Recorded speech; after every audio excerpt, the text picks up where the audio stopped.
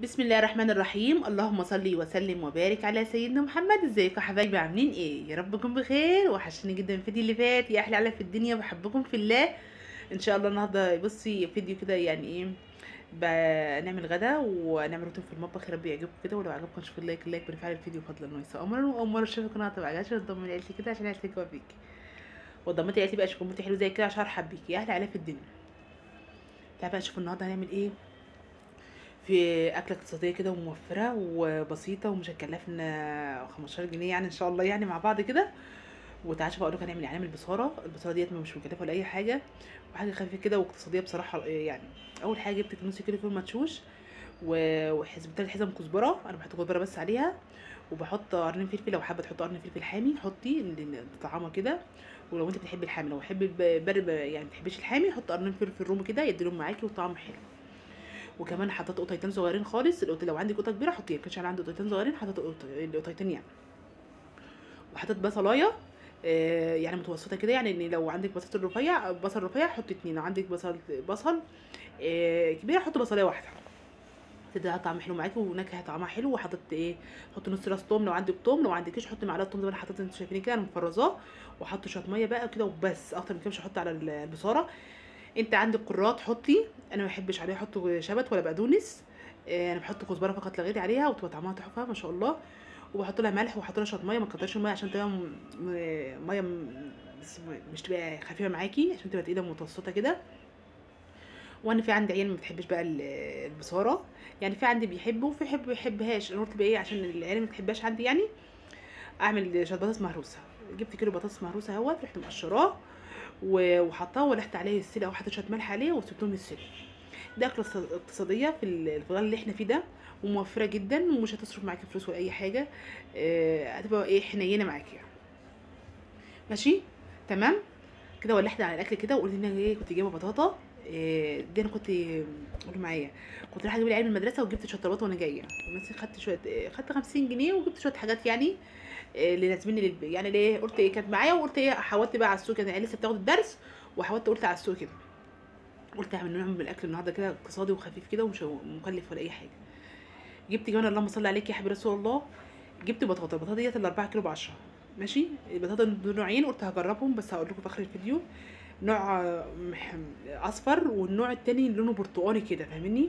قلت هنجربها ونشوف الدنيا فيها ايه مع بعض. وهنا كنت بغسلها بقى كده، بغسلها مره واتنين وكنت نقعاها وبشيل الزوايد منها كده واروح شطفها كويس جدا. اهوت غسلتها مره وغسلتها تاني اهوت، عشان ما يكونش فيها اي طين ولا اي حاجه. وبشيل الزوايد من هنا ومن هنا. تمام.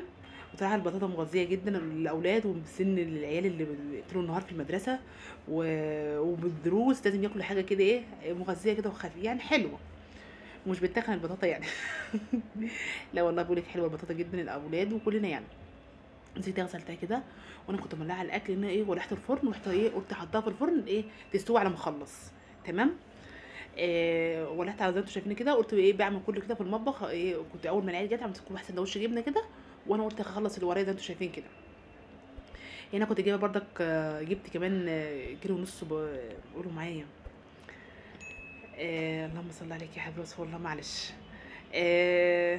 جوافه الكيلو ونص ب6 جنيه، كان حلو قوي. وبدل ما كنت تجيب كيس العصير ب5 جنيه ومبشربش عيل، روح هاتلي كيلو ونص جوافه كده. الجوافه يومونها اليومين دول، وان شاء الله هخزن معاكم اليومين الجايين باذن الله. شويه هخزنهم، ورخيصه وسعرها حلو. 3 ب10 بتاعه العصير ب5 جنيه. الكيلو ونص ب10، مش كله يعني، حسب ما تروحي السوق بدري ولا متاخر. انا جايبها بقول لك اللي ب4 جنيه، كان صراحه حلوه جدا ما شاء الله. هتعملي شفشقين يعني، هعمل شفشق والعيال بتذاكر شويه كده بعد الاكل يعني. وهعمل شفشق تاني ايه الصبح وهم رايحين المدرسه يشربوها قبل ما يروحوا المدرسه وكده يعني. هنحاول نوفر على قد ما نقدر، عشان والله الظروف بقت صعبه جدا مع المدرسين، مع فلوس الدروس الدنيا بقت غاليه جدا جدا. بنحاول نوفر على قد ما نقدر. هنا ولحت بقول لكم البصله هي استوت اهي ما شاء الله. هي سلقتها يعني استوت وما شاء الله اللهم بارك. وهنا عملت بتنجان، ما كانش عندي بتنجان عروس. كنت عايزه اخلي البتنجان، ما لقيتش صراحه عندي بتنجان، وكنت ما جبتش مسؤول. لقيت بتنجان عند رومي، رحت ماسكاها جايباها قلياها ورحت متبله مخليلاها هي، وهتبقى زي الفل وهتبقى طعمها زي جنب البصله طعمها تحفه ما شاء الله. وعملت شويه سلطه كمان اهوت، يعني بعمل على قد ما اقدر اكل اقتصادي وموفر. عملت شويه سلطه كده برضك، كان عندي جبت طيتين على بصلايه على خيارايه على شويه جرجير على شويه كزبره. بص عملت ايه، طبق سلطه حلو محترم اهو. ماشي. هنا بقى كنت بقول لكم، هنا بفرم البصاره بالهاند بريندر كده، تفرميها. ما عندكش هاند بريندر في الخلاط يعني، لما طول عمرنا بنعمل بالخلاط يعني، اي حاجه متوفره عندك بتعملي بيها والله، ما توقفيش على حاجه، احنا طول عمرنا ما بنوقفش على اي حاجه. ماشي. هنا كنت بفرم بقى البصاره ده انتوا شايفين كده، وقلت هغرفها بقى. اول ما بخلص البصاره انا كنت عملت لها طشه بصل يعني محمراه، وخدت معلقتين من الزيت بعد ما حمرت البصل، خدت معلقتين من الزيت حطيتهم في قلب البصاره. ماشي.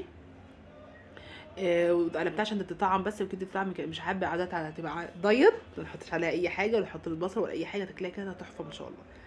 هي اصلا يعني كل حاجاتها يعني اكلها ايه دايت يعني، مش مش فيها سعرات حراريه ولا اي حاجه. هتاكلها بالمعلقه كده تبقى تحفه، بالعيش تبقى ما شاء الله حسب ما انت بتعملي يعني. هو ممكن تاكليها كده ما تحطوش بس عليها ولا عليها زيت ولا على البصله اللي انا لسه هحطه. انا اول ما بغرق لازم كل البصله اول ما تعمليها لازم تغرفيها كلها في اطباق انت شايفاها كده، عشان بتتقل ما ينفعش تسيبيها في الحله يعني. هروح حاطه بقى البصل عليها على الوش كده، وحطيت لها شويه كمون، وكان طعمها تحفه تحفه كده والله، وشويه كزبره كده وهي بتتسلق، كان طعمها جميل جدا اللهم بارك.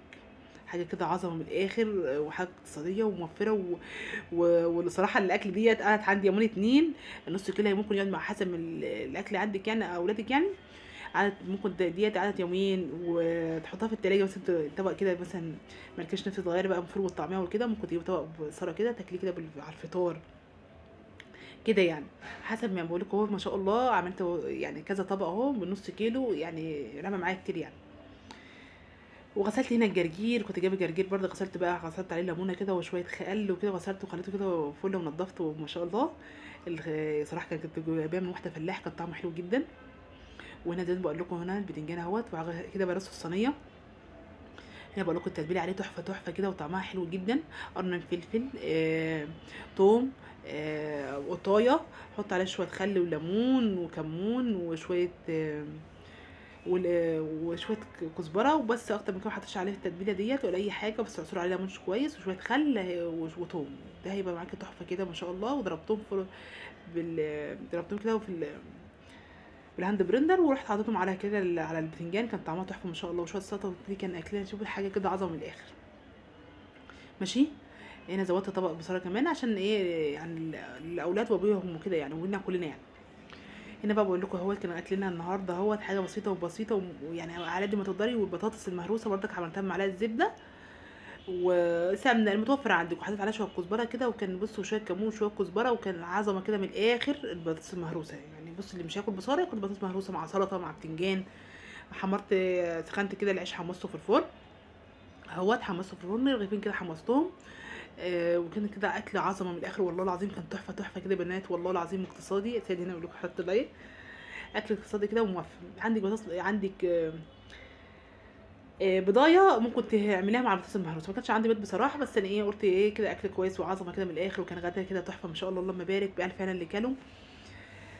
هنا بقى دخلت مع المطبخ، العيال اتغدت بقى وسبتهم، قلت ايه يقعدوا شويه يدرسوا لنفسهم شويه، عشان طول النهار صراحه من المدارس لدروس يعني ايه، العيال صعبانين عليا بصراحه يعني. اديتهم لست كده وقلت لهم ايه يقعدوا شويه على ما نخلص المطبخ. انا قمت على طول من الغدا من الغدا على المطبخ على طول، قلت اشطب المطبخ كده. انا كل يوم قبل ما انام لازم اشطب المطبخ. شطبت المطبخ ده انتوا شايفين كده، قلت اغسل بقى المواعين، صلى على الرسول عليه افضل الصلاه والسلام. ولو وصلت لهنا ما تنساش في اللايك، احلى عليا في الدنيا والله. اللايك بالفعل الفيديو بس لاكتر الناس يشوفوه. ماشي. اللهم صل عليك يا حبيبي رسول الله. وامشي على قدك، ما تبصش لحد، الدنيا غلا، المصاريف غاليه جدا جدا. ومع الدروس المدرسين ما بترحمش والله العظيم. في المدرسه عندي يعني المجموعه بياخدوا العيل على العيل 200 جنيه، ويعني جت اديها مثلا 300 قلت الاثنين ما رضيتش خالص تماما والله العظيم ما رضيت تماما. قلت لها يعني خليهم الاثنين 300 جنيه، قالت لي على العيل 200 جنيه في الدرس في المدرسه يعني بعد المدرسه على طول. ودي اجباري، الحاجه دي في المدرسه دي اجباري. مع المدرسين بره يعني الدنيا بتبقى صعبه جدا يعني. بتفق مع مدرسه بتاعت انجليزي، بقول لها يعني هاودي معايا والدنيا، ومعايا 2 توأم وكده، هاودي يعني شويه. لا تقول لي كان همسك اخد على العيل 150 جنيه. وده من الاخر ومش عارفه ايه. درس الانجليزي ب 150 جنيه كتير جدا، وحاسه يعني مش عارفه عنده يعني اربع عيال زي حالتي كده، مع الدروس الدنيا غاليه قوي، ومصاريف الدروس غاليه جدا. ربنا يرحمنا بس وننجحهم اهم حاجه، والله العظيم بنمشي على قدنا، بس ما في مهما تمشي على قدك لازم تودي دروس. المدرسه ما بتعملش اي حاجه، مدارس الحكومه ما بتعملش، لازم تدي دروس عشان تدي معاكي انتاج، عشان العيال تنجح. مسحوله السنه دي في فلوس الدروس غاليه قوي، بس ربنا ينجحهم يا رب ويوفق لهم يا رب، واهدي المدرسين شويه وارحمنا، وربنا ينجح الاولاد يا رب، ونجح اولادنا جميعا. هنا بقى زي ما انتم شايفين كده، خلصت كده المواعين وخلصتها، ومسحت المطبخ، جبت الشرشوم مسحته كده لمحته، وغسلت البوتاجاز، وبرضك غسلت الحمامات بتاعته كده، ونضفت الدنيا كده وخليتها قشطه اهيت. وهنا كنت خلصت بقول لكم هنا الرخامه مسحتها، وخلصت الحوض، وخلصت قضيت المطبخ ولمحته وفرشت الفرشه اللي فيه، عشان الارض بتبقى ساقعه بصراحه، يعني ان كنت كده فرشتها. وهنا البصاره حطيتها في الصينيه ديت عشان احطها ادخلها في التلاجة، بس سايبها تبرد يعني ايه، المحاسب بردت تماما تماما، عشان ايه ما التلاجة ما تبوظش. حطيتها دلوقتي وهدخل مدخلات التلاجة. هنا بقول لكم بقى اللي هنا البطاطا بقى بعد ما طلعت حاجه، بصوا طريه ملبن كده وسخنه نار، ولا لسه طالعه من البوتاجاز نار كده، انا كنت مهديه على البوتاجاز من تحت. دي باكل البطاطا اللي لونها اورنج كده برتقاني ديت، ما حبيتهاش قوي، هي كانت مسكره وطعمها حلو جدا والعيال حبوها، بس انا ما حبيتهاش. انا حبيت المسفره دي، كانت طعمها حلو عشان واخده عليها بصراحه يعني. العيال كلوها وكانوا مبسوطين بيها، وجوزك قال لي حلو، بس انا ما حبيتهاش بصراحه هي، بس ايه كانت عظمه ما شاء الله، بالف هنا اللي كان، ويا رب يعجبكم الفود دي، ولو اداكم طاقه ايجابيه ولا اي حاجه ما تنسوش في اللايك. يا احلى في الدنيا، بحبكم في الله، مع السلامه.